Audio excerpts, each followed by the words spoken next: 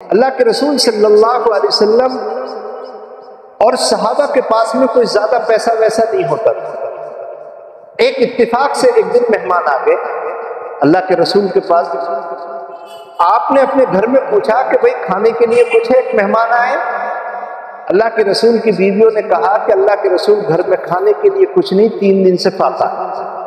حضرت عائشہ فرماتی ہیں کہ ایسا کئی مرتبہ ہوا ہے کہ 3 دن تک اللہ کے رسول کے گھر میں چولہا نہیں جلا۔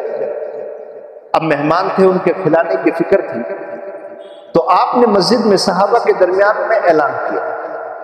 آپ نے فرمایا کہ بھئی ایک مہمان آئے اور ہمارے پاس ان کو کھلانے کے لیے کچھ نہیں ہے، اگر کوئی تم میں سے اس مہمان کو اپنے ساتھ لے جائے تو ایک صحابی کھڑے ہوئے، اللہ کے رسول میں لے کے جاؤں گا، میں کھلاؤں گا، یہ آج میرے مہمان۔ چنانچہ وہ ان کو اپنے ساتھ لے گئے، لے جا کر کے بیوی سے پوچھا بھئی مہمان ہے؟